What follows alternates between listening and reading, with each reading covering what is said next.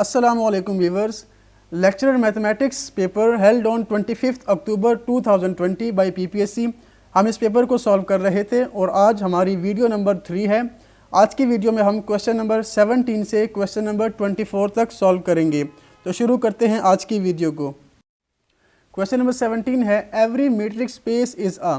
Options are Hausdorff space, T2 space, both A and B और T3 space.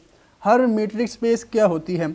अब हर metric space topological space तो होती ही है, मगर इसके साथ साथ हर मीट्रिक स्पेस हाउसडॉर्फ स्पेस या T2 स्पेस भी होती है। A Hausdorff space, separated space और T2 space is a topological space where for any two distinct points के हाउसडॉर्फ स्पेस में आप कोई भी दो डिस्टिंक्ट पॉइंट अलग पॉइंट ले लें तो उन दोनों के लिए ऐसे नेबरहुड्स, ऐसे सेट्स एग्जिस्ट करेंगे, ओपन सेट्स, जो कि एक दूसरे से डिसजॉइंट होंगे, यानी कि जब आप उनका इंटरसेक्शन ले लें तो आंसर एम्प्टी आएगा। तो हर मैट्रिक्स स्पेस हाउसडॉर्फ स्पेस होती है या T2 स्पेस, दोनों एक ही हैं। तो हमारे पास करेक्ट ऑप्शन नंबर सी है, बोथ A एंड B, क्योंकि हाउसडॉर्फ स्पेस को हम T2 स्पेस भी कहते हैं। Option number C is the correct option. Question number 18 है the Cauchy Riemann equations can be satisfied at a point z but the function can be dash at z। कि किसी भी पॉइंट z पर Cauchy Riemann equation, जिन्हें हम CR equations भी कहते हैं, वो सेटिस्फाई हो सकती हैं, मगर फंक्शन क्या हो सकता है? डिफरेंशिएबल, नॉन डिफरेंशिएबल या कॉन्टीन्यूअस। अब अगर f ऑफ z डिफरेंशिएबल हो तो CR इक्वेशन सेटिस्फाई होती हैं, मगर इसका कन्वर्स है कि अगर CR इक्वेशन सेटिस्फाई हो जाए तो f ऑफ z डिफरेंशिएबल होगा। इसका कन्वर्स ट्रू नहीं हो सकता, यानी कि ये इफ़ देन वाली स्टेटमेंट है, इफ़ एंड ओनली इफ़ वाली स्टेटमेंट नहीं है। अगर CR इक्वेशन सेटिस्फाई हो जाए तो फंक्शन डिफरेंशिएबल भी हो सकता है और नॉन डिफरेंशिएबल भी हो सकता है। अब क्वेश्चन है the CR equation are satisfied but the function can be, यहाँ पर आएगा नॉन डिफरेंशिएबल, क्योंकि डिफरेंशिएबल तो वो होता ही है मगर नॉन डिफरेंशिएबल भी हो सकता है। यहाँ पर करेक्ट ऑप्शन बी है, नॉन डिफरेंशिएबल। क्वेश्चन नंबर 19 है the given sequence converges to, यानी जो सीक्वेंस हमें गिवन है ये किस पॉइंट पे कन्वर्ज करती है, और ऑप्शंस गिवन है।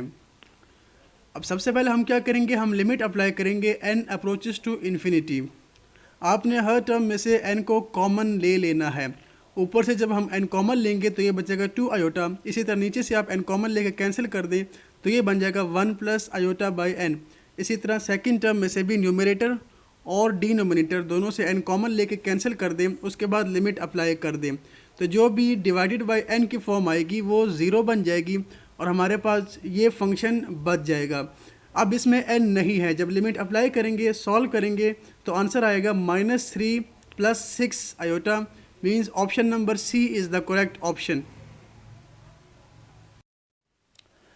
क्वेश्चन नंबर 20 है if f is a continuously differentiable vector point function and v is the volume bounded by a closed surface S, then this equation is called।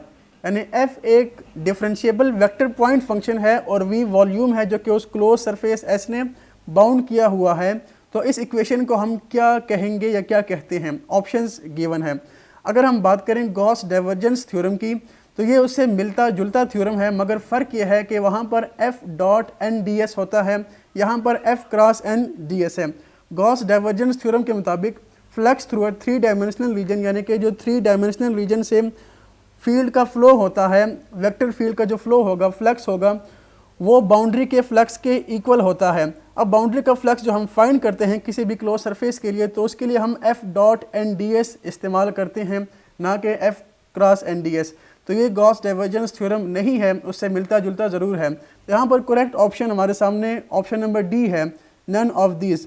अगर f cross n की जगह f dot n होता तो option number A correct होता, मगर अभी option number D correct option है। Question number 21 में है कि आपको दो सब ग्रुप्स गिवन है h और k किसी भी ग्रुप g की, और क्वेश्चन ये पूछा गया है कि इन दोनों का प्रोडक्ट h के कब सब ग्रुप बनेगा। ऑप्शंस गिवन है। अब कोई भी दो सब ग्रुप्स हैं, उनका प्रोडक्ट सब ग्रुप बनेगा अगर वो दोनों सब ग्रुप्स कम्यूट करें या परम्यूट करें, यानी कि एच के एच के इक्वल हो जाए। वेल नाउन थ्योरम है सब ग्रुप्स का, अगर एच के और के एच इक्वल हो जाए तो एच के भी सब ग्रुप बनेगा। इफ़ एंड ओनली इफ़ वाली स्टेटमेंट है, तो यहाँ पर करेक्ट ऑप्शन ऑप्शन ए है। Question number 22, the solutions sin 2x and cos 2x of the differential equation are independent, dependent, Wronskian of both is 0 और both a and c। आपको इस given differential equation का solution दिया गया है और सवाल ये है कि चेक करें क्या ये सॉल्यूशन इंडिपेंडेंट है, डिपेंडेंट है या इसका Wronskian 0 आएगा। अब आपके पास जो भी फंक्शन हो, दो या दो से ज़्यादा फंक्शन, अगर आप उनका Wronskian ले लें और Wronskian नॉन ज़ीरो आ जाए तो इसका मतलब है कि वो फंक्शंस लीनियरली इंडिपेंडेंट होते हैं गिवन इंटरवल पर। यानी आपके पास दो फंक्शंस हैं या दो से ज़्यादा फंक्शंस हैं, अगर उनका Wronskian लिया जाए और Wronskian नॉन ज़ीरो आ जाए तो इसका मतलब क्या होता है कि वो फंक्शंस इंडिपेंडेंट हैं, लीनियरली इंडिपेंडेंट है। और अगर Wronskian की वैल्यू 0 आ जाए तो इसका मतलब होगा कि फंक्शंस डिपेंडेंट है। तो अब हम क्या चेक करेंगे, हम गिवन फंक्शन जो हमें सॉल्यूशंस गिवन है sin 2x और cos 2x का Wronskian फाइंड करेंगे, W फाइंड करेंगे। अगर W की वैल्यू 0 के इक्वल आ गई इसका मतलब है कि ये सॉल्यूशंस डिपेंडेंट होंगे, अगर ना आई तो independent.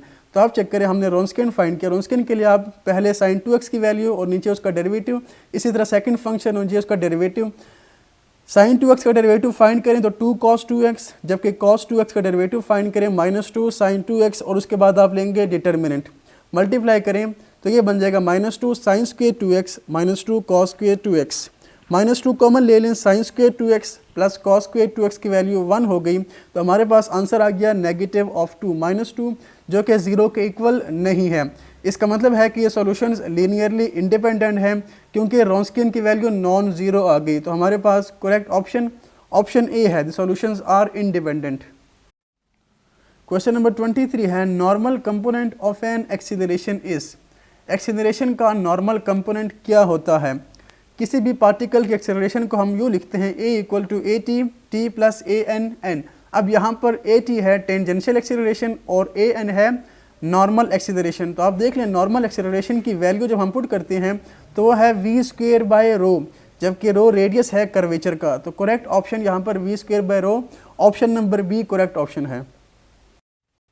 Next question is question number 24, let a and m be positive integers with a power 5 of m equal to 1 mod m provided that a is greater than m, m is less than a, GCD of am equal to 1 और GCD of am is not equal to 1।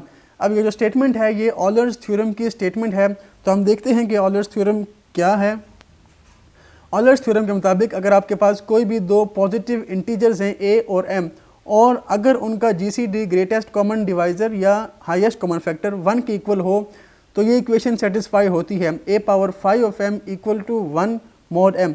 5 of m क्या चीज़ है? 5 of m को हम ऑलर्स torsion function कहते हैं, यानी कि number of integers in the set 1 to up to m-1 which are relatively prime to m। आपने m कोई भी नंबर ले लिया, अब आप 1 से लेकर उस m से एक छोटा नंबर m-1 तक का सेट लिखें और उसमें वो तमाम नंबर ढूंढें जो कि m के साथ रिलेटिवली प्राइम हो, तो उनकी तादाद को हम 5 of m कहते हैं। एग्जांपल मैंने लिखी है, हमने लेट किया कि m 12 के इक्वल है तो हमने 5 of 12 फाइंड करना है। अब 5 of 12 के लिए आप 1 से लेकर 11 तक तमाम नंबर्स को देखें और उन नंबर्स की तादाद फाइंड करें जो कि 12 के साथ रिलेटिवली प्राइम है। तो वो है 1, 5, 7 और 11। ये चार नंबर्स हैं कि जब 12 के साथ हम इनका GCD लेंगे, HCF फाइंड करेंगे तो वो 1 के इक्वल ही आएगा, यानी कि ये कंडीशन सेटिस्फाई हो रही है। तो इन नंबर्स की तादाद को हम 5 of m कहते हैं। यहाँ पर 5 of 12 की वैल्यू है 4। अब ऑलर्स थ्योरम की एग्जांपल मैंने लिखी है। ऑलर्स थ्योरम के लिए हमने दो नंबर्स a और m लेने हैं पॉजिटिव इंटीजर्स जिनका GCD 1 के इक्वल आए। तो मैंने a की वैल्यू 6 ले ली और m की वैल्यू 5 ले ली। आप देख सकते हैं कि GCD of a and m 1 के इक्वल आएगा। नाउ 5 of 5, अब इसमें क्या चेक करेंगे, 5 से छोटे 1, 2, 3, 4 वो तमाम नंबर्स की तादाद लिखनी है जो कि 5 के साथ रिलेटिवली प्राइम है। तो ये तमाम नंबर्स 1, 2, 3, 4 चार ऐसे नंबर्स हैं जो सारे के सारे जो कि 5 के साथ रिलेटिवली प्राइम है, तो वो हमने लिख लिया 5 of 5 equal to 4। अब हम चेक करेंगे क्या ये कंडीशन सेटिस्फाई होती है या नहीं होती। a⁵ of m, a की वैल्यू है 6 और 5 of 5 की वैल्यू है 4, तो 6⁴ आंसर आ गया 1296। इसको हम लिख सकते हैं 5 × 259 + 1।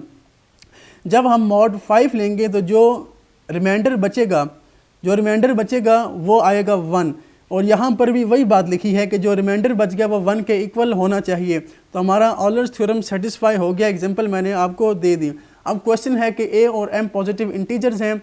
अगर ये कंडीशन सेटिस्फाई हो तो इसके साथ साथ और क्या कंडीशन होनी चाहिए? इसके साथ साथ कंडीशन ये होनी चाहिए कि GCD of a and m must be equal to 1, यानी कि यहाँ पर option number C correct option है।